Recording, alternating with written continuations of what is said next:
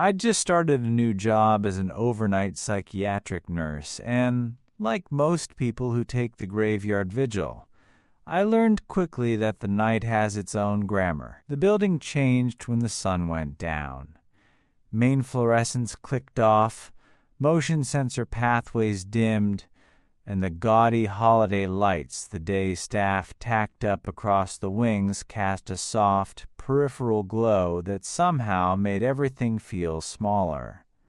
It was Christmas Eve 2015, the shift that everyone else got off, and the ward hummed with sleeping machines and filtered air. Most nights were a kind of patient boredom, charting, empty corridors, the occasional check on someone who couldn't settle. But that night something tight and slow uncoiled behind all that ordinary work. My name is Mara. I'd been a psychiatric tech for a little while, but this was my first stretch of permanent overnights. We cared for people with all shapes of need, and you develop a particular kind of patience and a careful vocabulary for fear. The lights were low, the decor garish in a private, earnest way. Tinsel and battery-powered string lights made the nurse's station look like a miniature chapel. Most patients slept. Machines breathed. Then there was Evelyn. Evelyn was in her 70s, small-boned, and had schizophrenia that folded her out of the usual world. She talked to herself, hummed lines that didn't always make sense, and sometimes fixed her eyes on the corner of the room as if someone stood there who was invisible to everyone else. The staff had learned to move gently around her, to offer warmth and structure. She would be harmless 99 times out of 100, but on that night she had a look that felt like static. The smile was too wide and too patient, as if whatever she was seeing behind her lids was a private joke, and the rest of us were only witnesses. It was well past midnight when I did my rounds. The building's main corridors smelled faintly of antiseptic and cold coffee. I stopped by Evelyn's room because she'd been awake and humming for hours. She turned her head when I opened the door and grinned at me in a way that made my spine tense. A grin that didn't reach the rest of her face. A grin that bent something small and private inside me. "Check the bathroom," she mouthed, then laughed, a brittle glycerin sound that slid off the linoleum. I asked her to repeat it. Nothing but a small crook of a smile. Her pupils were unusually wide. I told myself it was just fragmented speech, the way her mind sometimes unfolded phrases like a misplaced map. Still, the admonition lodged in my throat like a small stone. I checked her ensuite bathroom first. Nothing out of place. The single room held the usual antiseptic smell and a neat stack of towels. I went back to the desk and, out of habit or something worse, glanced at the bathroom across the hall. Its door sat ajar in the dim corridor. The wall clock blinked greener than it should have. My curiosity felt like a loose wire. The light wouldn't come on in that bathroom from the corridor switch. I hesitated by the frame, half listening. It was the kind of place where every sound multiplies. The fan hums, a pipe's settling sigh, the distant folding of a blanket. Then I heard it, breathing, not the patient's shallow habitual breath, but a static, ragged inhale, as if someone were speaking through a cheap radio and gulping air between stations. A soft click followed, like an internal lock engaging. The noise threaded through the thin wall and set my teeth on edge. I moved to the desk, snagged the wooden doorstop we used for odd jobs, and wedged it under the bathroom door so the hall light would spill into the dark. Kicking the plastic wedge felt ridiculous and brave at once. Kneeling, I peered under the stall gaps to see if feet were visible. None.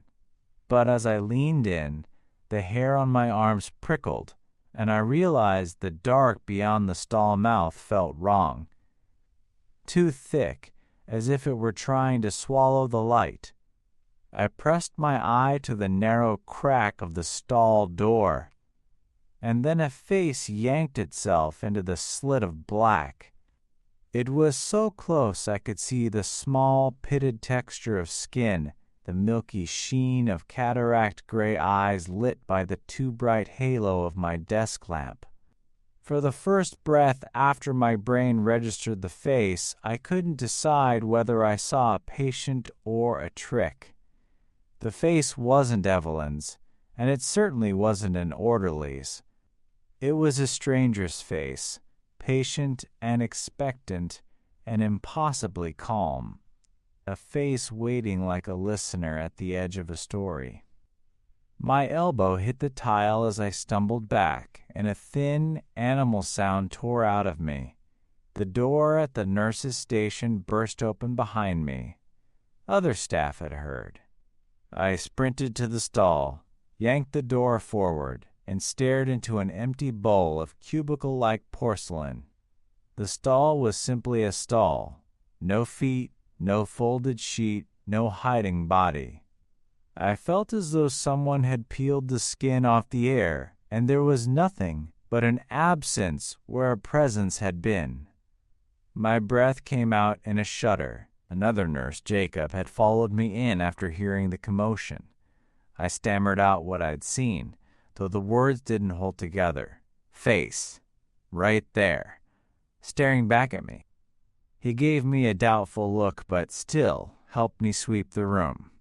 The overhead light that had refused to turn on now buzzed into life, flooding the tiles with harsh fluorescence. Both stalls stood open, both spotless. There was nowhere for anyone to hide. I locked the door behind us anyway. My hands shook as I turned the key, as if that thin measure of control would make the memory any less real. Jacob told me to get some air and sat me back at the nurse's station with a cup of water. But water couldn't rinse the image from my mind. The way the face had hovered at the crack, waiting. The unnatural stillness of it. Not hostile, not frightened. Just there. At 4 a.m., the ward was so quiet that the buzz of holiday lights sounded like an insect swarm. Evelyn hadn't gone to sleep. I checked on her one last time, hesitant but unable to resist. She lay curled in bed, eyes glinting in the dim, mouth pulled into that same wide grin. "Bathroom," she whispered as though rehearsing a joke only she understood. My throat tightened. I asked her gently if she saw something, if she'd been talking to someone. She just hummed and shook her head, the sound rising and falling like a broken lullaby.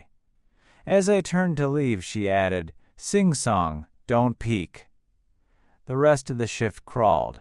Every shuffle of paper sounded like breathing. Every click of the heating system banged like footsteps in the hall. By dawn, I was raw, nerves stripped thin. As I put on my coat and signed out, I heard Evelyn again.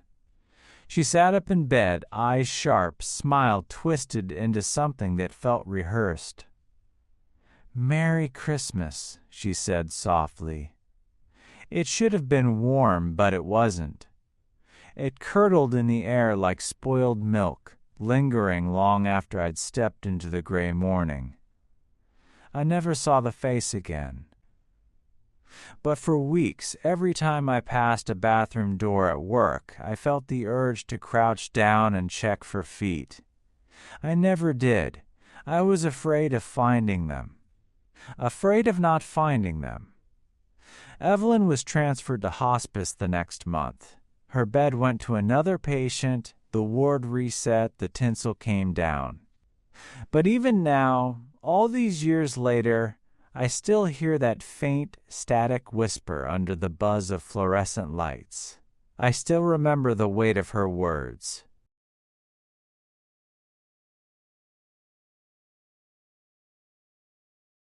Our first Christmas in the new apartment felt like an event worth engraving. Tristan and I had moved in that summer. The paint still smelled fresh on the walls, and we were determined to start a tradition of our own.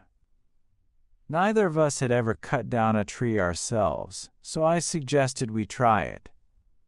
Living in New Hampshire had its perk spruce forests as far as the eye could see, and I thought trudging into the snow to fell our own tree would make the holiday feel authentic, almost cinematic. By late afternoon on Christmas Eve, the snow had thickened to a curtain. I steered my pickup into what looked like a small pull-off on a country road, gravel crunching under the tires until the sound was swallowed by the blanket of snow. The forest rose around us, steep and hilly, shadows lengthening as the daylight drained away. I should have paid more attention to the quiet, the kind that folds over itself until you can hear your own pulse. But I was too busy imagining us dragging a perfect spruce home, laughing as we set it in the corner by the window. The hill made the climb difficult, and Tristan complained with every other step. She wasn't nearly as enchanted by the rustic Christmas adventure as I was. My hands were stiff around the axe, lungs burning with each breath of icy air. Every tree seemed too tall, too wide, until finally we found one that felt right slender but full, the sort of tree that could glow against the backdrop of our living room. I struck the trunk again and again until it cracked and toppled with a heavy sigh into the snow. I asked Tristan to grab the top end, but she shook her bare hands. "No gloves," she muttered. I groaned, realizing I'd left a spare pair in the truck. I tossed her the keys and told her to hurry back. She vanished down the slope, boots thudding softly against the snowpack, and suddenly I was alone in the woods. The silence deepened without her. I sat on the fallen tree, the cold seeping through my jeans, and clicked on my flashlight. Its narrow beam cut across the trunks, making their shadows stretch and twist. The woods were dense enough that the light seemed swallowed a few feet in. Snowflakes whispered onto the ground, soft, persistent. It was almost peaceful. Almost. Then came the sound, deliberate footsteps crunching through the snow. I stood quickly, aiming my flashlight in the direction of the noise. "Tristan," I called, my voice ricocheting weakly through the trees. The steps stopped. No answer. My breath clouded in the beam of light. The quiet around me pressed heavier. I thought maybe she was teasing, trying to sneak up on me. A grin tugged at my lips despite my unease. I set the flashlight upright on the tree stump so its beam shone outward, then crept off into the shadows, crouching behind the trunk of a pine. My breath sounded too loud in my ears. I waited, the snow numbing my fingers. The footsteps returned, faster this time, coming straight toward the light. I braced myself to jump out and startle her, but it wasn't her. Someone charged into the beam, running full tilt, snow spraying beneath his boots. A man, tall, shoulders hunched, a hood covering most of his face. He skidded to a stop at the stump, bent, and snatched the flashlight. The beam cut out, plunging everything into suffocating dark. I froze, heart slamming so hard it felt like my ribs would splinter. Whoever he was, the way he'd rushed the light, it wasn't a prank, and it wasn't harmless. I took one breath, then bolted. Snow exploded beneath my boots as I sprinted downhill, branches snapping back against my shoulders. The dark pressed in like a living thing, swallowing any shape that might have been behind me. I didn't dare look. My only thought was distance. Between me and that hooded man, between me and the place where the light had died. Halfway down the hill, my fear sharpened into something worse. Tristan's scream. Her voice cut through the trees, high and panicked, calling my name. It cracked the night wide open. Then came the blast of the truck's horn, echoing up the slope in frantic bursts. I forced my legs faster, lungs searing with cold. My own name echoed again from Tristan, followed by another honk of the horn. I pictured her cornered, pounding on the windows, and it gave me a burst of strength I didn't know I had. When I broke through the last line of trees, the sight of the truck waiting in the snowy clearing nearly made me stumble with relief. Tristan was inside, wide-eyed, fists slamming the horn. I yanked open the driver's door, climbed in, and she screamed at me to drive. I didn't need to hear it twice. Gravel spat from under the tires as I floored it, steering us back onto the road. We didn't speak at first. Breath fogged the cab, hands shook too badly to hold steady. My eyes kept flicking to the mirrors, searching for headlights, movement, anything. Finally, Tristan managed to choke out what happened. She said she'd gotten to the truck, pulled the door open, and saw movement in the woods. At first she thought it was me, but the shape was wrong. Taller, heavier. She scrambled inside and locked the doors, and that's when the figure stepped out of the trees, just yards away. He stood at the edge of the clearing, motionless, until she leaned on the horn to try and scare him off. I swallowed hard, keeping my eyes on the snow-slick road. As the town's faint glow appeared in the distance, Tristan turned in her seat. "Look!" I risked a glance in the rear view. At the very edge of the clearing where we'd been parked, barely visible between the trees, was a man, the same hooded figure. He hadn't chased us. He only stood there, exactly where my truck had been sitting seconds before, watching us drive away. The ride home stretched endlessly, headlights cutting pale tunnels through the snow. Neither of us spoke until we were back among houses and streetlights. By then, the adrenaline was ebbing, leaving only the sick realization of what had almost happened. We didn't bring home the spruce we'd cut. We didn't care. Instead, we pulled into a Home Depot lot, bought a neatly bundled tree under fluorescent lights, and tied it to the roof in silence.